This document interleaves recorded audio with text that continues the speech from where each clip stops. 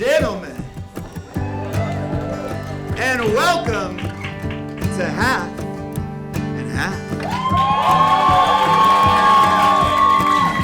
You love her. You make those weird Instagram fan pages for her. You're obsessed, you weirdos. Welcome to the stage, Olivia Flood-Wylie!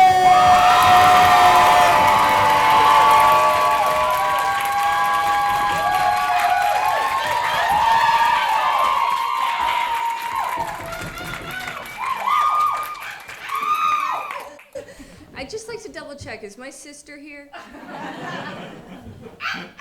Okay, great, good. I want to make sure she saw this. Thank you all so much for coming tonight. Yeah.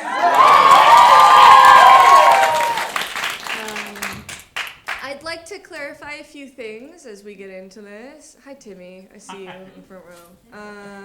It's really rude of you to sit there because I know what you look like, but that's fine. So the show's called Half and Half. The original idea was that it was half old, half new material. And then I got really cocky, and now it's like 3/4 new and 1/4 old. So just prep yourselves for that. Also, I know many people in this audience love me and are very passionate people. You may feel the urge over the course of tonight to yell something. Don't do that. That's what we call a positive heckle, and although it is nice, I grew up surrounded by very passionate, loud, fun people, and there's a reason I chose an artistic medium where I get to talk uninterrupted. So just, if you have something nice to say, write it down. Just give it to me later. If you have a negative heckle, feel free to say that, because, to be honest, my adrenaline's at an all-time high. I'm ready to fight tonight, so it's fine. I can already hear my uncle laughing.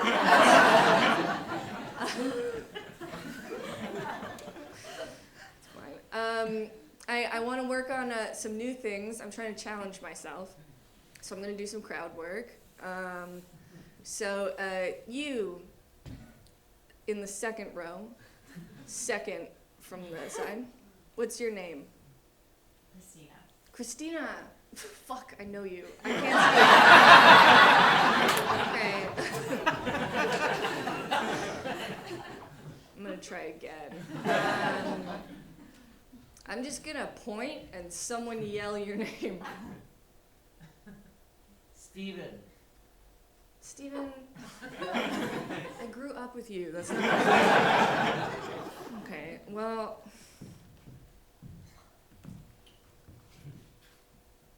I'm just gonna cross crowd work off. It's fine.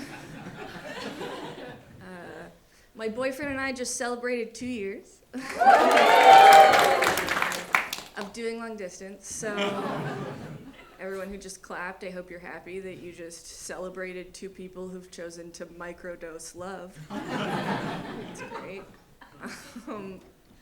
My boyfriend is 10 years older than me, which means that I get to play a fun game called going out in public, making out with him, and then calling him dad. And he hates it. It's super unfair. It's really not nice of me to do that at all. It's extra not nice because I've accomplished the real American dream, which is tricking a Canadian into loving me. And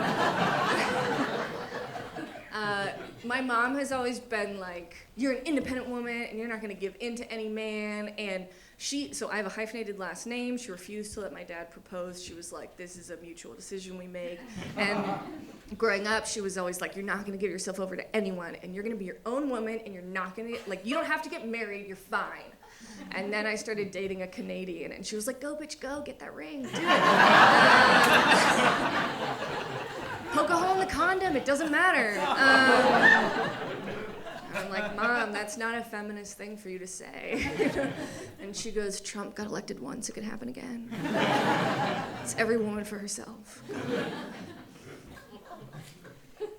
People get really weird about hyphenated last names. They're like, what are your kids gonna do? Won't that be inconvenient? And I just want to say, when has "it'll be inconvenient" been a good reason for not resisting the patriarchy? I just don't understand. You can't extrapolate that onto anything else. Like, if they were like, we need women to have the right to vote, and then if women were like, we're gonna have to wait in line. Annoying. And they're like, you should have the right to choose if you want to stay at home or work. And they're like, what if I'm not passionate about my job? As an independent lady, I did feel like I lost my identity a little bit once I got into a relationship, especially once we moved in together. Because at the time I worked as a bartender, I was a comedian, I owned 4 separate leather jackets. In elementary school, I punched a kid in the face because he stole part of my lunch. Wasn't even the bulk of it. It was an apple. It was not relevant to the lunch experience. What I'm trying to say is I identify as a badass, okay? That's important to me. But at home, my boyfriend calls me Muffin. And he refers to our bed as the muffin tray.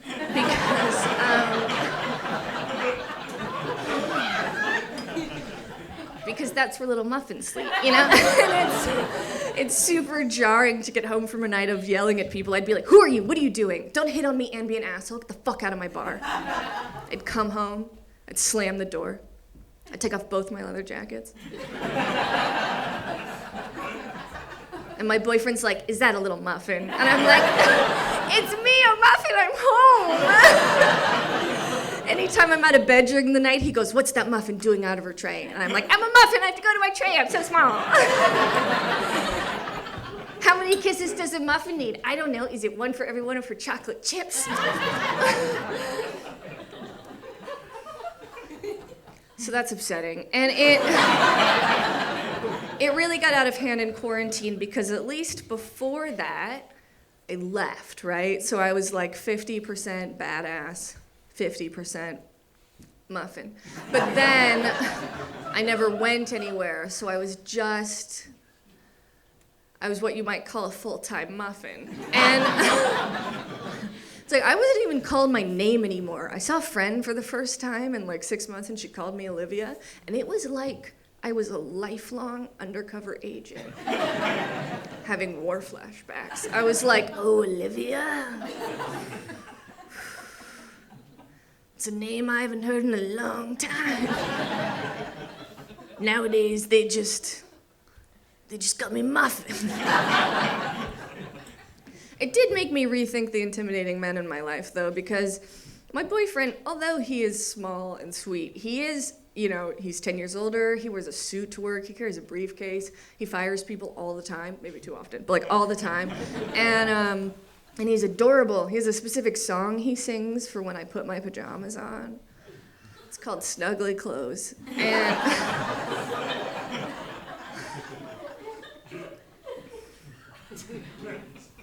I'm not gonna sing it. Just kidding. 5, 6, 7, 8. Snuggly clothes. You are wearing your snuggly clothes. They're really snuggly, and they are clothes. That's why we call them your snuggly clothes. And so now I'm not scared of any man because my terrifying German boss, who's like this huge bearded man, and he was always like, Olivia, you are so bad at your job. And I would have fired you months ago, but not for labor laws preventing me from doing so. I used to be so scared of him. And I'm absolutely certain that he's at work and he's like, Olivia, shut up and wash the floors. And then he goes home, he slams the door, takes off his beard. And he goes to his girlfriend and he's like, you are such an apple strudel, I love you. I do think my boyfriend and I get odd looks when we're out in public together, not because of the age gap, but because he's very small and sweet and I look like this. And so when we're together, we sometimes evoke the image of a gingerbread man and the witch who cursed him to sentience. And and although it's accurate, it's not great for me. I've also made the very brave and confusing choice to date a white man. And I just want to convey, I know there's a lot of white guys out there, but he's like real, he likes paintings of ships and he plays volleyball. Like, that's where we're at. And I'm not trying to be offensive. It's just that as a pansexual feminist, I always kind of thought I'd do better. And it's like I had the whole menu to choose from. It's like if I went to Osteria Matza and I ordered plain noodles with butter. Like, it's gonna be the best noodles and butter I ever had, but I have to live my life knowing I could have had whole roasted sea bass. Like, it's confusing for me. I use the word pansexual not only to confuse my grandmother, but because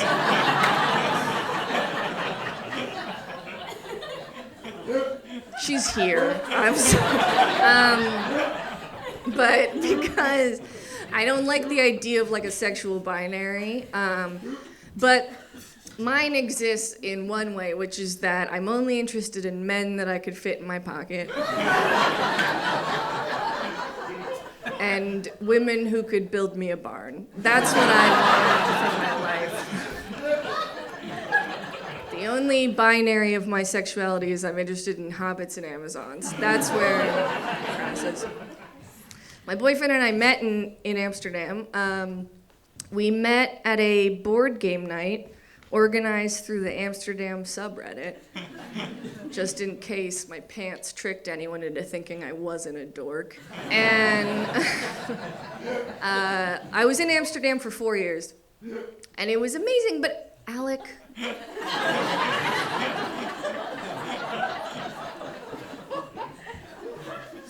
it was amazing, but it had its downsides.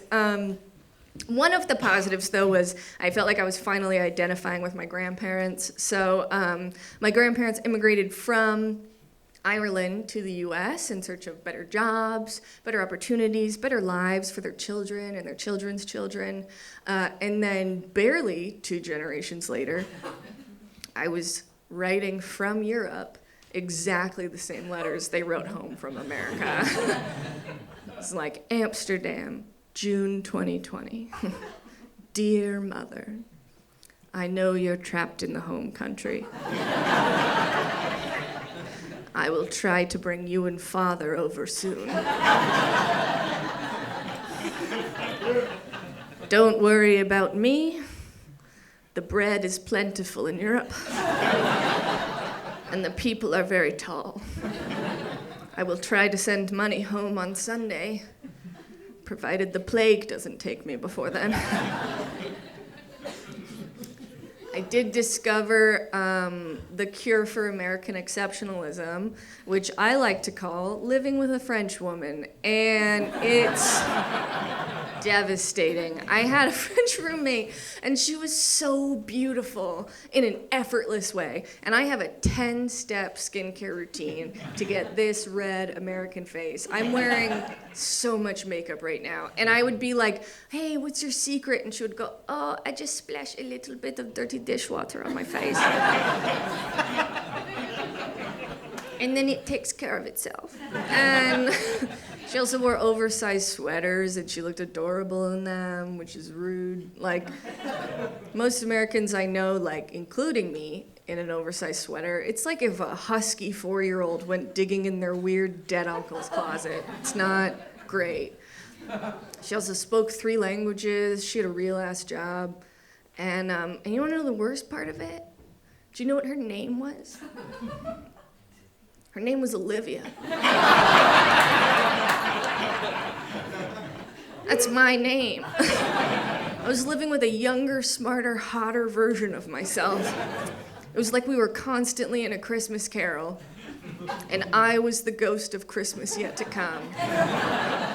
Here to show her what could happen if she made all the wrong choices.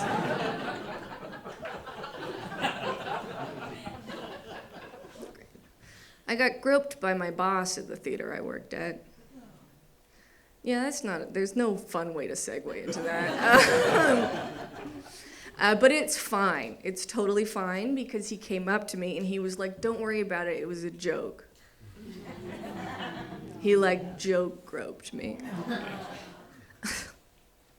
Listen, there's a very interesting conversation to be had about where the line is with comedy of what's acceptable and what's not, and what's offensive, and where are we being too sensitive, and what's not cool.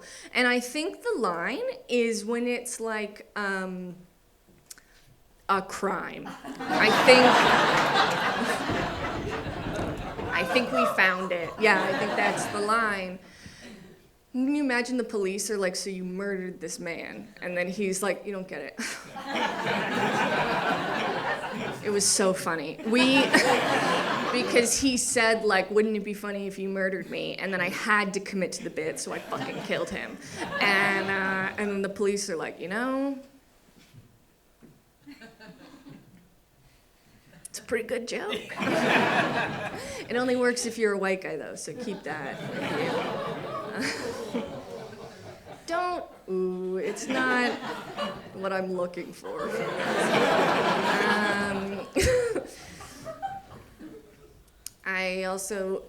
My boyfriend and I, we dated for a year, we lived together for a year in Amsterdam, and then his job sent him back to Canada, and I had the chance to do stand-up professionally in the Netherlands, so I stayed.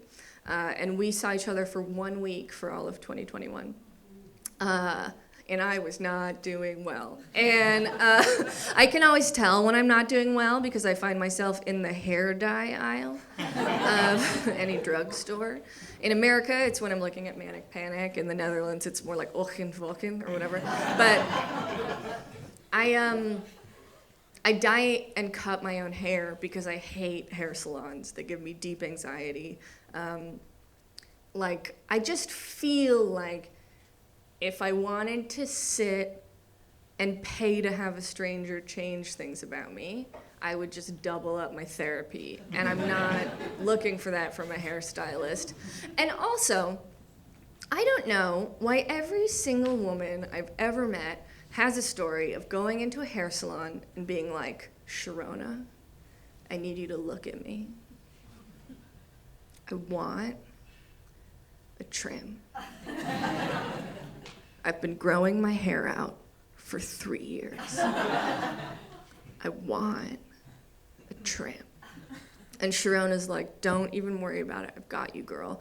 And then she sits you in the chair and she pulls out a broadsword and she cuts 18 inches off. And then you do what I call the herbal essences goodbye, which is where you say that you love something and then you go cry in your car. And that's why I think that there's something much more insidious happening, which is I think hair salons are used to train women on how to fake orgasms.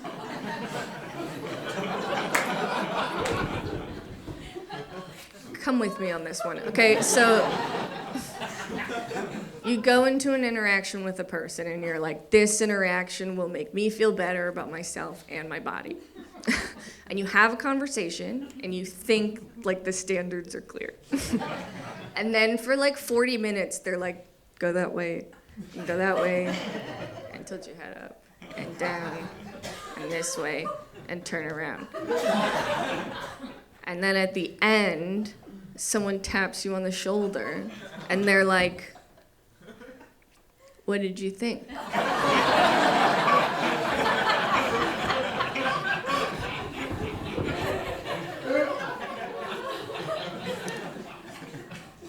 And you go,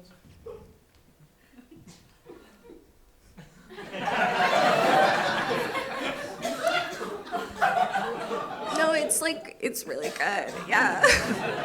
No, it was exactly what I wanted. Thank you so much.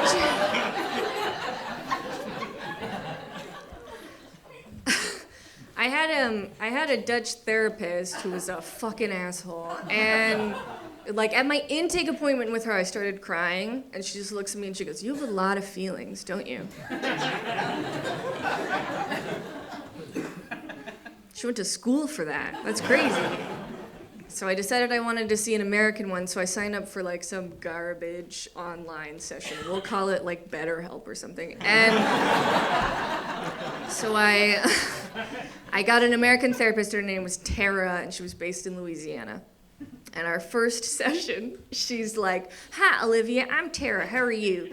And I was like, "Well, I'm Olivia, and I'm really sad because my boyfriend lives far away." And she goes, "That sounds hard." And then halfway through the session, her house got hit by a hurricane. And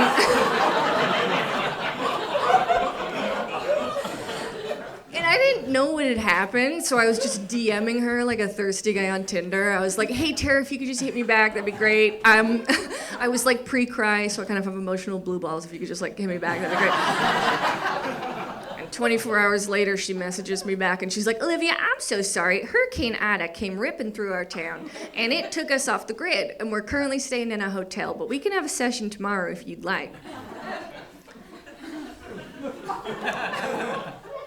And I was just trying to picture what that session might look like. Like, I sign on, and I'm like, "Hey, Tara," and she goes, "Hey, Olivia, tell me about your problems."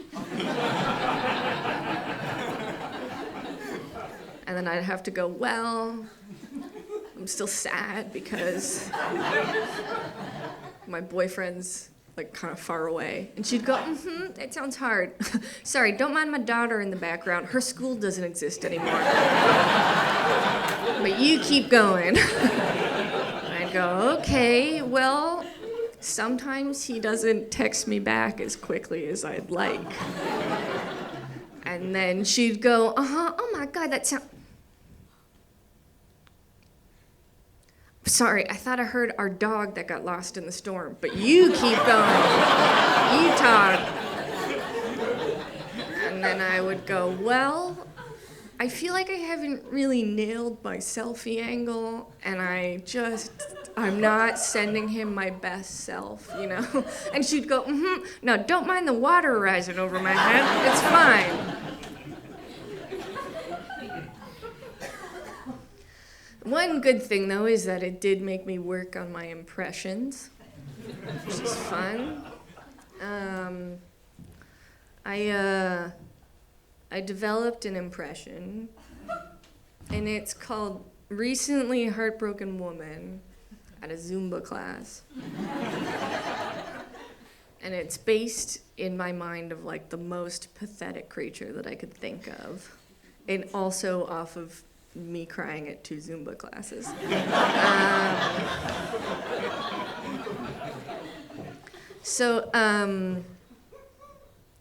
Can you count me in? Can you say 5, 6, 7, 8, but not yet? Yeah. Great. All right.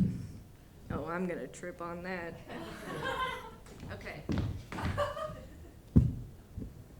right, so once again, this is Recently Heartbroken Woman at a Zumba class. Go.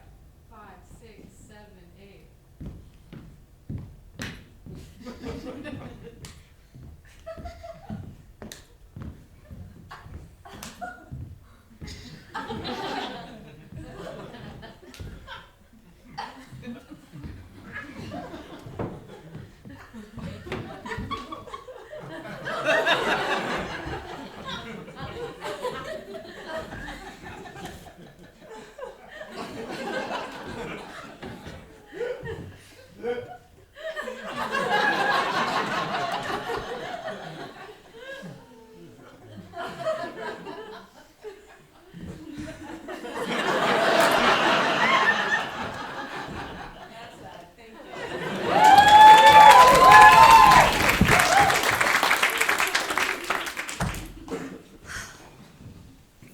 So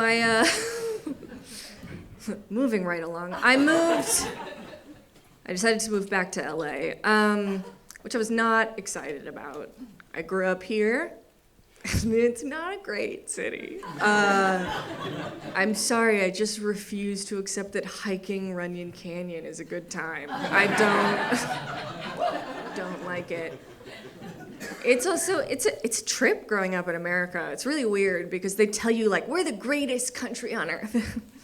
and you're all gonna go out and you're gonna take over the world because you're amazing and we love you.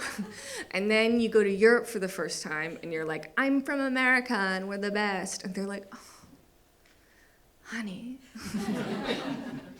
you're gonna wanna sit down for this.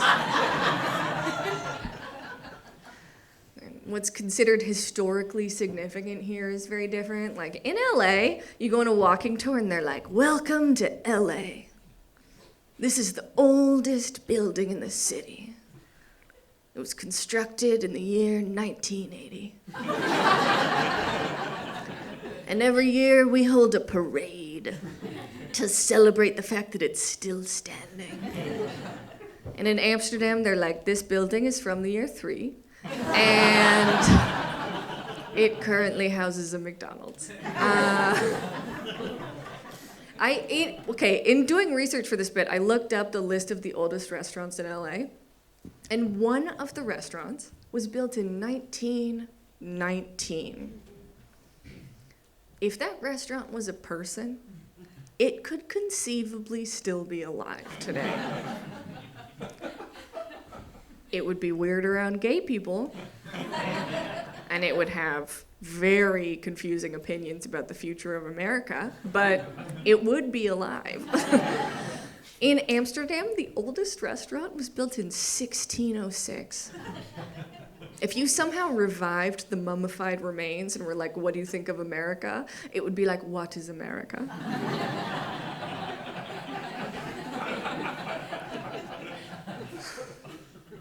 I also was not looking forward to coming back because I had to deal with who I was when I last lived here. I haven't lived here since I was in high school. And I need to tell you all something very brave, which is that I was a bitch in high school. I wasn't a bully. I didn't have enough social clout to be a bully. I was not part of a conglomerate. I was an independent contractor, bitch.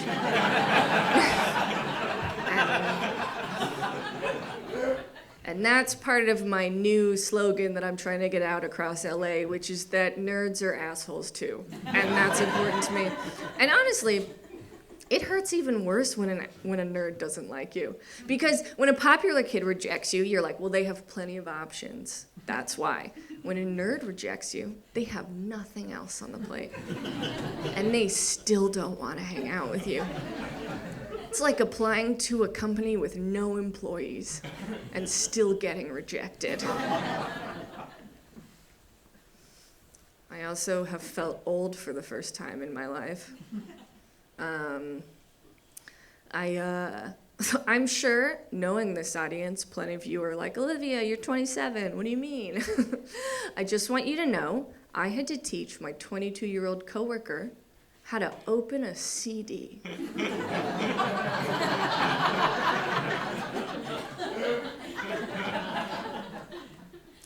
I also got made fun of for still having Facebook. And I just wanted to be clear, I exclusively use Facebook as sort of a birthday-oriented death note list. So I sign on every day, see whose birthday it is, and then delete them from my friends.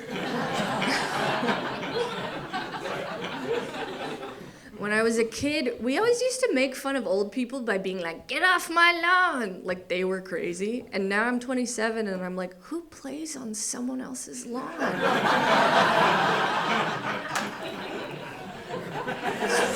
It's rude.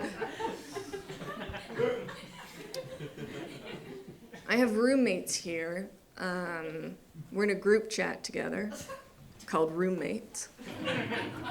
It's just me and my parents. I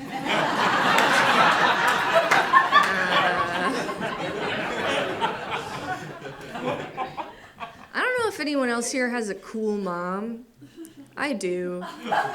It's a lot like having a French roommate. It's not great.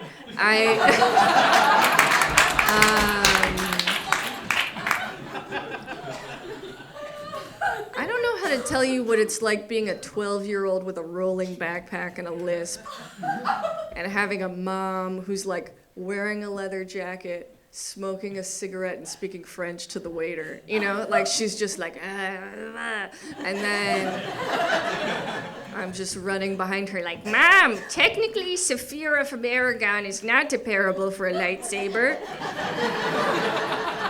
She's a mix of many different weapons from various folklores.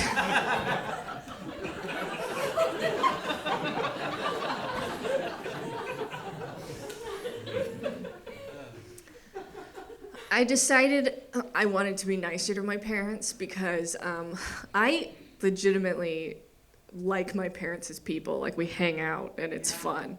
Who just said yeah? Mel! Mel! That's our neighbor. She knows. It's fine.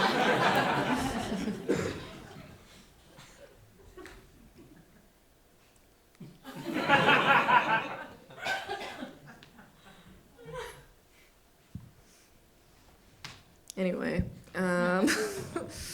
I like my parents a lot. We hang out, and I decided when I came back that I wanted to be nicer to them, because I think back to when I was in high school and I was a real drama queen, and all I ever did was be like, God, you don't get me, Mom, you know. And I was like, I'm gonna come back, and I'm not gonna be like that. I'm gonna be so great. And I come back, and like a month in, I said, I'm going out, Mom. And she goes, oh, where are you going? And I said, well, I'm going to meet River. And she goes, oh, how's her mother? And I say, it's not, you're thinking of Ocean, who I went to high school with. River's a boy and he's in my improv class. And she goes, oh, well, how's his mother? And I say, I don't know, Mom, we're adults. We don't know each other's mothers. And then she says, oh, okay, well, where are you going? And I say, well, we're going to Crave Cafe on Ventura. And she goes, oh, okay, well, are you gonna be okay parallel parking? And I say, yeah, Mom, I know how to parallel park. And she goes, well, Ventura's kind of stressful. And I say, I know it is stressful, Mom, but I can parallel park, it's fine. And she goes, well, just so you know, there's a parking lot off Van Nuys if you need to use that instead. And I say, Mom, it's fine, I'm adult, I can like parallel park on Ventura, it's okay, I can handle Crave Cafe. And then my dad comes in and he goes, I can give you a ride if you want. And I say, no, Dad, I can't get dropped off by my dad in front of Crave. That's where like everyone from the valley goes, that's not acceptable. And then my mom says, are you sure? How much time do you have until you have to be there? And I say, I don't know, Mom, but I know I can parallel park. And my dad says, are you sure? How much time do you have? And I say, Mom, it's fine. I'm going to get it done, guys. I'm an adult. And then my mom goes, well, how much time do you actually have? And I say, I have to meet her in 10 minutes. And my mom says, I don't think that's enough time. And then I say, God, Mom, you don't get me. I'm fine. On an unrelated note, could someone give me a ride? Because I don't have time to parallel park.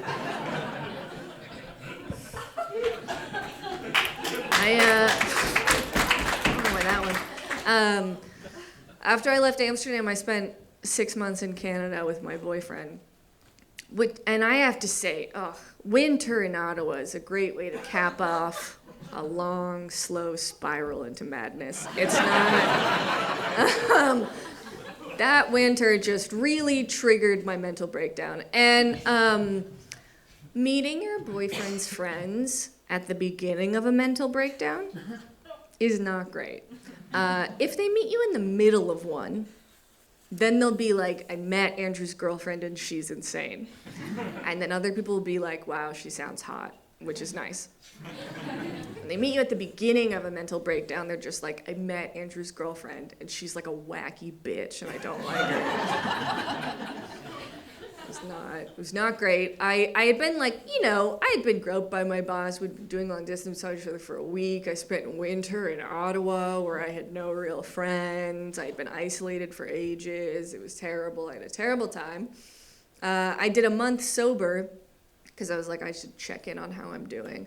And I have to say, it was so beautiful to wake up every day after not having drunk the night before and think about all the times I drank so much and I woke up the next day and I felt so like anxious and sick and nauseous and headachy and filled with regret, and to realize it wasn't the alcohol. It just feels terrible to be a human,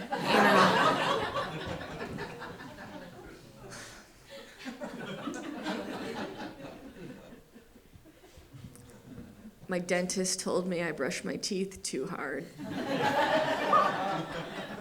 which makes me feel like life is a losing game.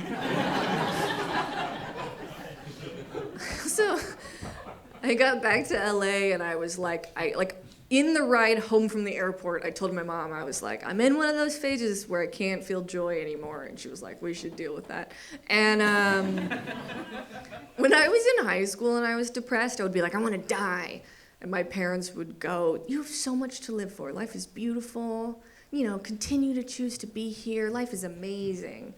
And then since then, we've had like Trump, and we've had like COVID, and a bunch of other fucked up shit has happened. And I got home this summer and I was like, I want to die. And my dad was like, get in line, bitch.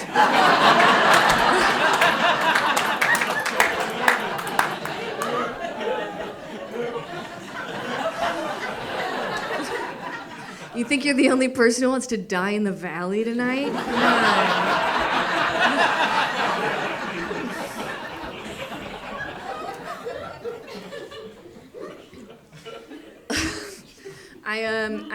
I signed up for a new clinic, and I got diagnosed with bipolar 2, which was fun. And I was like, great, I can't come first, even in mental illness. And it was interesting to me because, like, I've been diagnosed with depression and anxiety for, like, over a decade now. I'm pretty comfortable with those two modes. And she was like, no, you have bipolar. And I was like, all right, whatever. And she put me on Zoloft. And my brother-in-law, James, who's here. James, you were supposed to make a noise. Hi.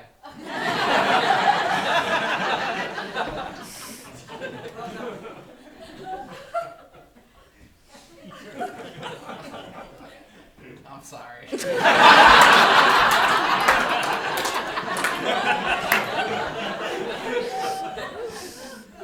So he called me.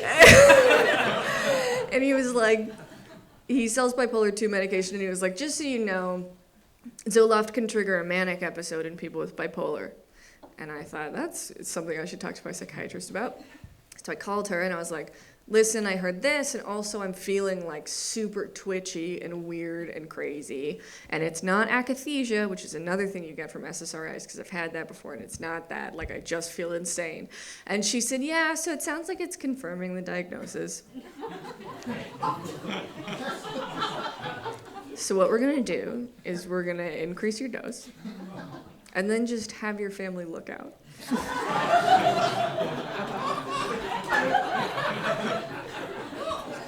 Medi-Cal. And so she increased the dose, and I lost my fucking mind. I just went insane, and I was just laying upside down on our couch with like my feet in the air and my head hanging off, clutching my father's hand as I heard electric buzzing that didn't exist. And I like kept making them pause the TV and being like, "Do you hear that? There's a noise!" And my dad was like, there's no noise, honey. And I was like, pause it again! There's no noise. And my dad was like, it's okay. And I said, is it not real? And he goes, it might be real, it's just in your head. And I said, Dad, that's so sweet and I love you, but don't fucking quote Dumbledore at me. Oh, I'm having a manic breakdown. It's also weird when you have a breakdown when you're a little bit older and your parents are a little bit older, because you're like, am I crazy? Or can they just not hear it?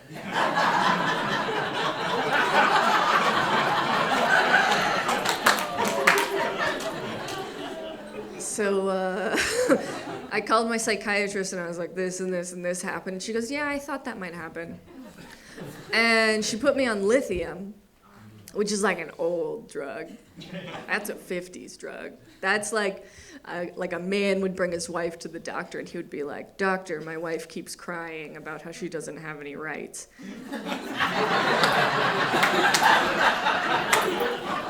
And the doctor would be like, clearly she's insane. Let's put her on lithium. But it's worked really well. When I started taking it, I had the same feeling I had the first time I went on antidepressants, where I was like, is this how all of you normal people have been feeling the whole time? You've all been fucking cheating. I was like, this is crazy. I can just do things. That's insane. I've never been able to do things before.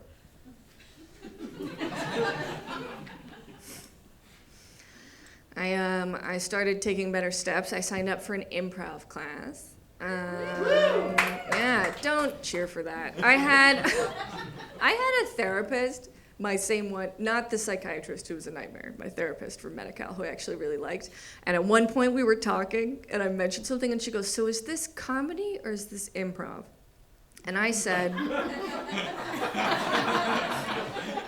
you know, you're so far off base that you've actually circled back around, right?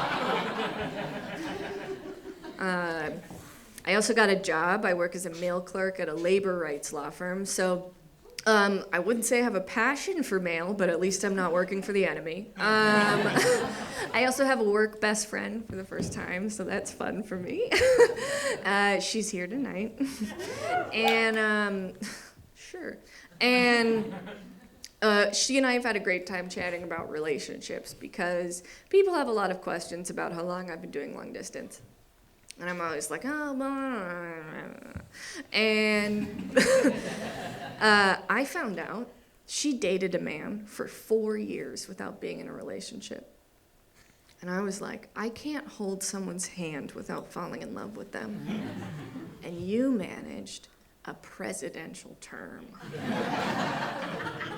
Like, we went from Obama to fascism in the time that she didn't commit to this man. That's incredible.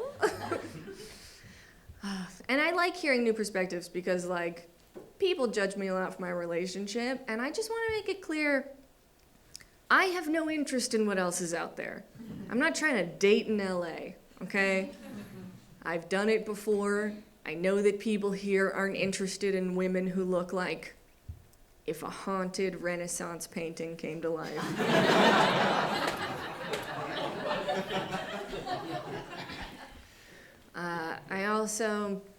I've dated both men and women. One of my favorite things about dating women is when people talk about the gay agenda. They're always like, they're gonna take my son and they're gonna turn him gay and they're gonna bring him to hell. And it's like, first of all, Dale, no one wants to date your son. Second of all, the gay agenda is not about turning straight people gay so that they'll burn in hell, okay? That's just part of it. The real gay agenda is about turning straight people gay so that they'll stop having children. And the human race will die out. And cities will crumble. And endangered species will return to the rivers and forests. And the Amazon rainforest will be restored to its former glory. And all of Mother Earth will go back to the way she was before we ever destroyed her. So, environmentalism, I would say, is the gay agenda. I think it's like 25% hell-based, 75% environmentalism. I've also found, like, even the perks of being a woman dating men aren't really perks. You're like, oh, I can't wait to outlive my life partner. That'll be a cool 3 to 5 years at the very end. I've dated guys on both ends of the nice guy spectrum, so I've dated just like straight up jerks who are afraid of vaginas, but I've also dated self-proclaimed feminists who have somehow also managed to make that suck. Like when you're kissing them, you can just feel how proud of themselves they are because they think you're a person. There used to be this thing in high school where if you didn't know what to do when you were kissing someone that you should just write the alphabet with your tongue. And with these guys, you can just feel them writing, I'm not like the other boys. And you're like, we get it, Cody. You're a feminist. Stop talking about how you have sisters. That's not relevant. And when they're going down on you, it's not that it's bad. It's just that every time they come up, they look like they've just single-handedly closed the wage gap. And that's just like a lot of energy to be coming at you when you're in a vulnerable position. You know?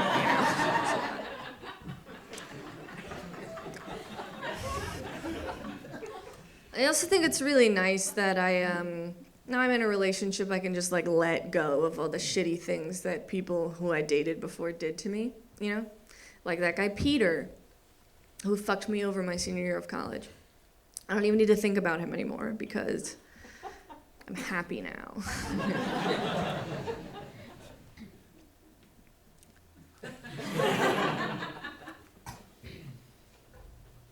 The thing with Peter, though, is it was just like, it was just really complicated because like I was dating him and then there was this girl Dahlia and it doesn't matter. You don't need to know about him because I'm fulfilled now. Just in case, though, I just drew a super quick diagram, and I'm actually gonna need some help here. So can I have 2 people from the, can you raise your hand if you would like to come up and be a part of this? I need 2 people.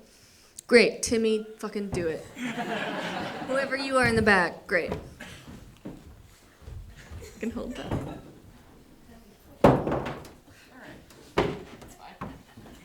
Hi, okay, great.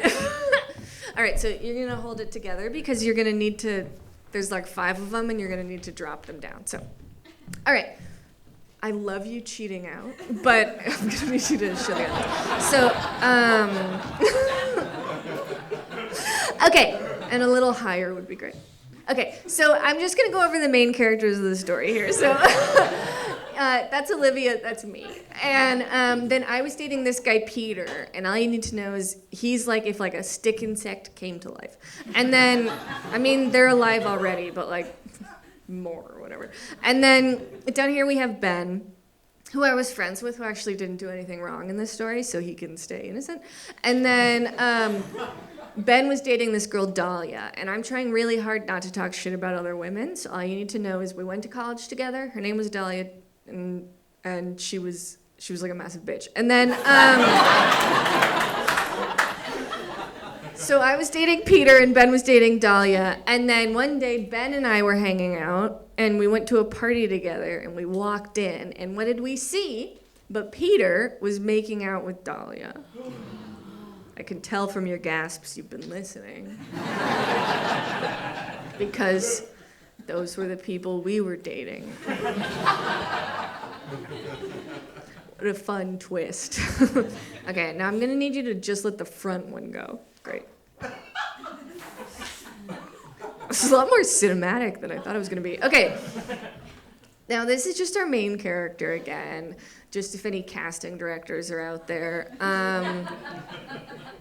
Sort of picture like your classic best friend type. You know, like cute enough to be on screen, but not cute enough to be threatening. Just keep that with you. I don't want to sound desperate. I do know casting directors. It's just that the only one I know is my aunt, and she's already given me like a really hard no on any future projects. And then here we have a heart, which is to represent the fact that I can still love, even though I've been burned. And then this is a tear, because I was very sad.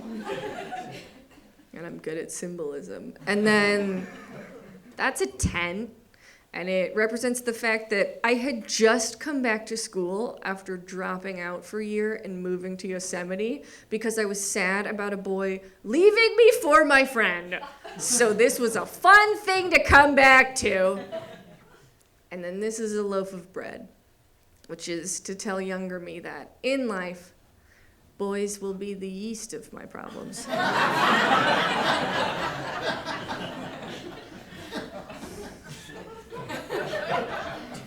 I had a rehearsal on Monday in front of my mom, and she actively booed me when I told her.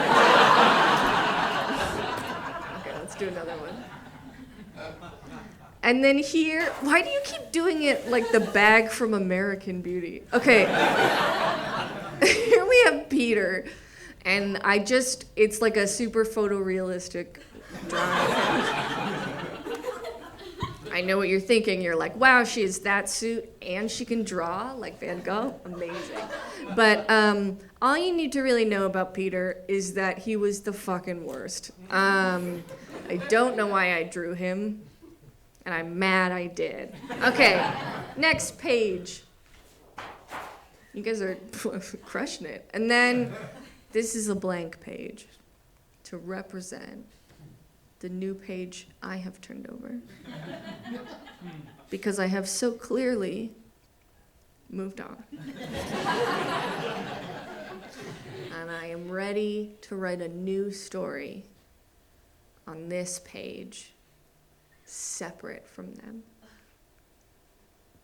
And then the last one, just real quick, as if Peter was hit by a truck. And that's when Now, I'd like you all to know that as one final insult to him, just remember it's not always true what they say about big feet. And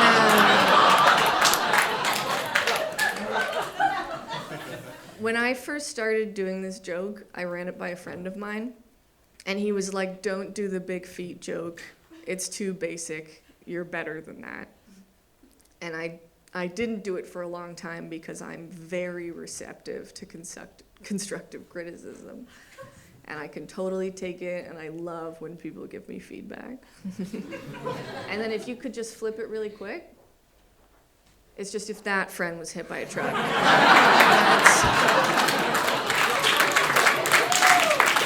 I'll take that.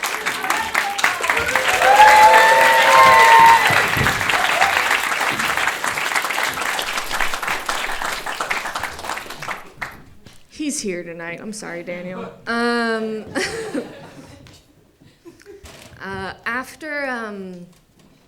After I visited my boyfriend in Canada for a few months, I moved here, back to LA in June, with the thought that he was in Canada. And we were like, that's great. It's only a 3-hour time difference now. Awesome. And then in August, he got promoted, and he got sent back to Amsterdam for 2 years. And so many people have had opinions on it. They've been like, what are you doing? Oh my God, long distance to Amsterdam, that's not worth it. And I want to say, no, Miranda, you're projecting. What you mean is, Dan's not worth it. Okay? Does Dan know when you're sad and bring you home a whole roast chicken? And know that he can't touch it because it's your sad chicken? Does Dan come to every single one of your stand-up shows and watch you do shitty jokes in shitty places? And even more, watch even shittier comedians do shitty jokes in shitty places? Does Dan know how to hold your hand when you're stressed out in a social situation to calm you down? Is Dan someone where after 3 months of dating, you came home and he held you and you realized it was the first time in your entire life you had ever fully calmed down in front of another human being? Is Dan someone who sent you a fucking massive bouquet before your hour show because he couldn't be here? Would Dan send your mom flowers before her opening night because he couldn't be there? No, he fucking wouldn't, because you met him at Soul Cycle and he still doesn't know your birthday, okay?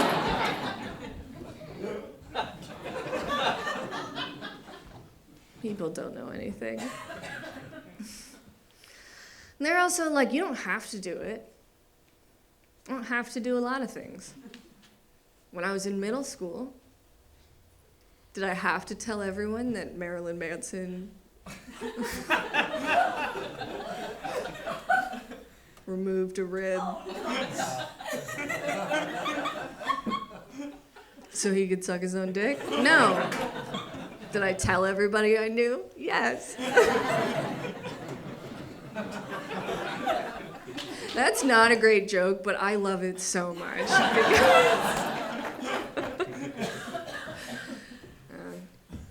I'm used to doing things that I don't have to do in pursuit of the harder thing. Like, I stayed with my sister in San Diego, and And she was like, how do you like your coffee? And I was like, oh, I usually drink it black. And she goes, you don't like half and half? And I said, oh, I do. I haven't been able to afford it in a long time. So I got used to drinking it black. And she said, you know, I'm so glad we've each taken our own life paths because I love that you're following your dreams, but I always want to be able to afford half and half.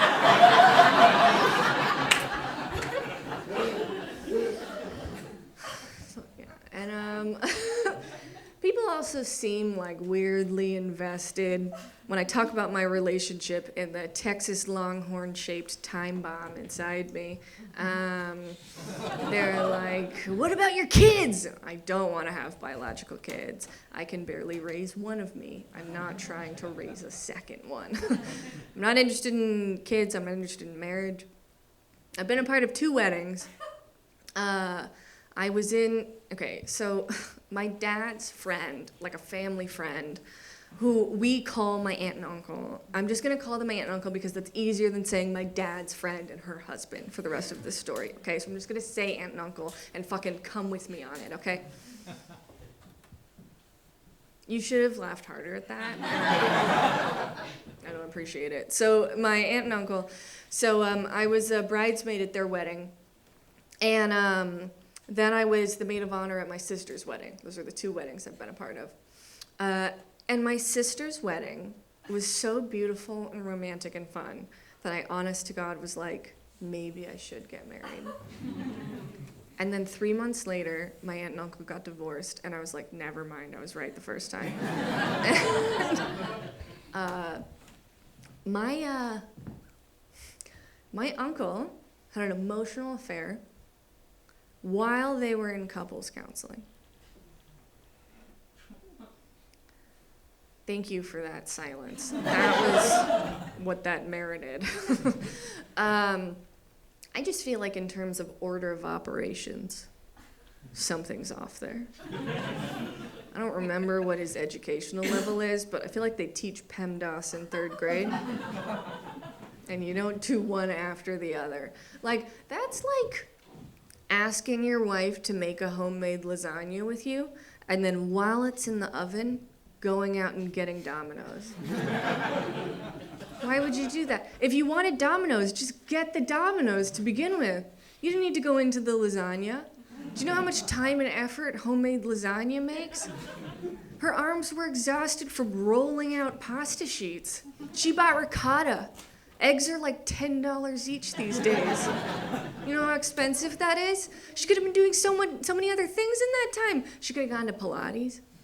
She could have hung out with a friend. She could have gone to a museum. Who knows what she could have done because she was fucking making lasagna while you were outside. But luckily, we're pretty sure a cashier at Domino's is not going to sell you pizza if they know you have a homemade lasagna at home.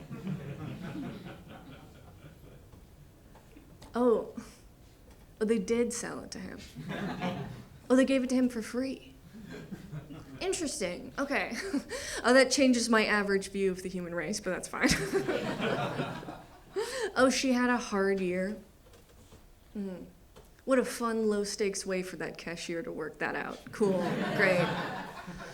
Listen, I know, like, in a capitalist society, a lot of the ethical onus is on the consumer, so it's really on him to have told everybody else that he had a lasagna at home and to not go buy the pizza from the cashier. We can't blame the cashier. He was the one who had the loyalty to the lasagna, you know?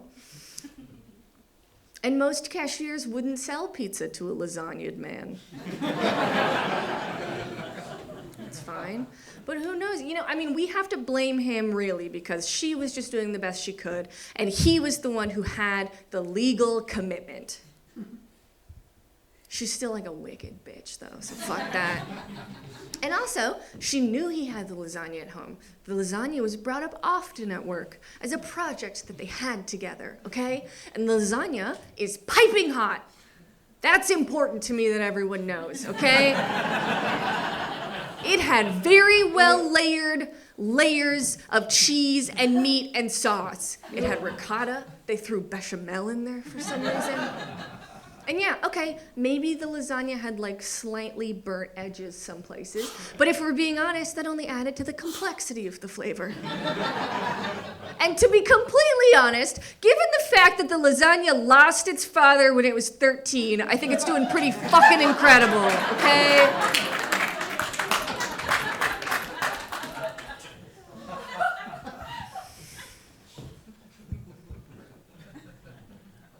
I don't know, relationships are terrifying. It's it's so scary, you don't know. And I mean, like, people judge me a lot, you know, for whatever my decision has been, but I feel like my experience with weddings has been 50-50, which is about par for the course for marriages. So, like, really all you do is, like, pick a person and then gamble on it, I guess. And then hope that that's enough. And maybe, like, the answer isn't that you pick someone you're certain of, but just that knowing that to love a human is to put yourself at risk, and you decide that the love is worth that risk. Like a lot of things. We're coming up on the end here, and some music is gonna come on in a second, and I just want you all to know I'm not gonna sing. I wanted to put that out there so the people who have never heard me sing don't get excited, and the people who have heard me sing don't get nervous.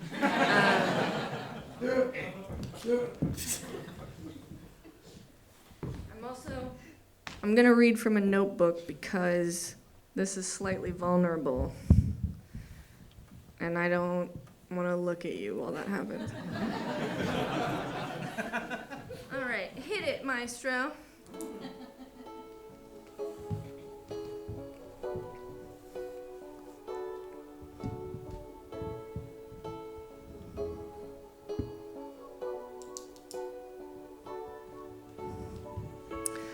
I have a beautiful voice.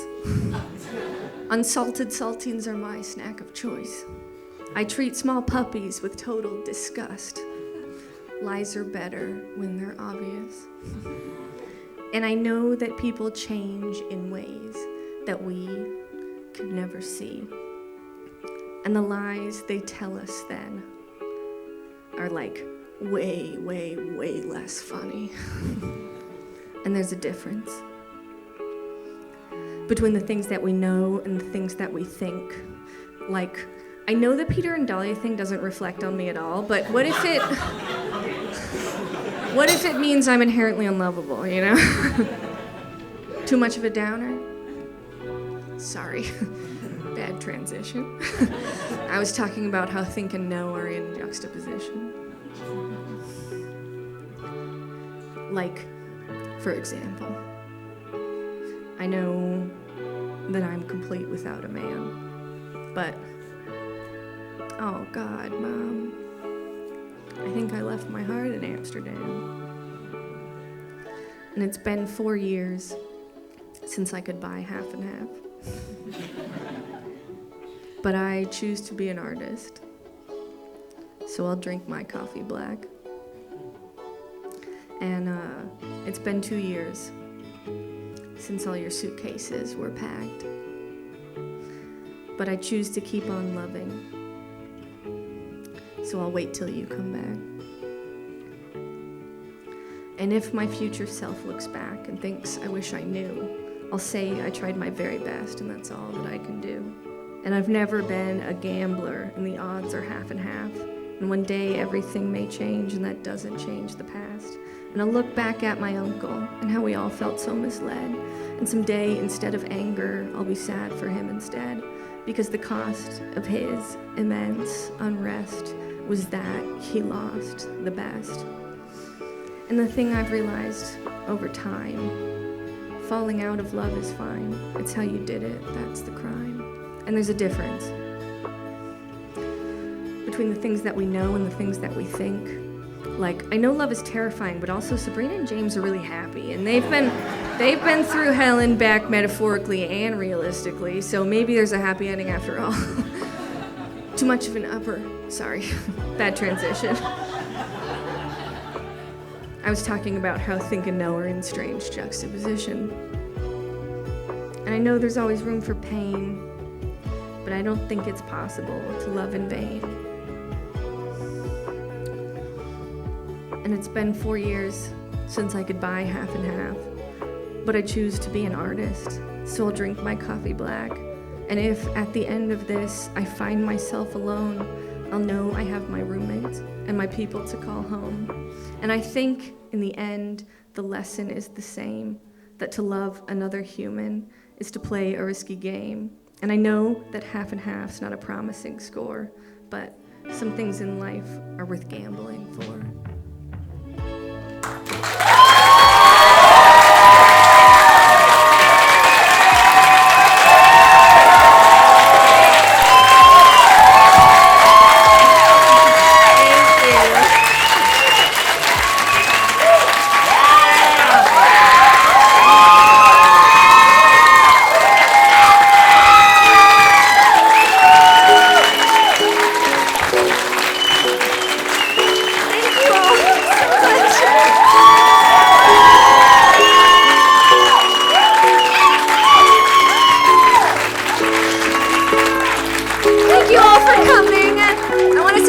Loft, which is an incredible space. Thank you to everyone who's been working here.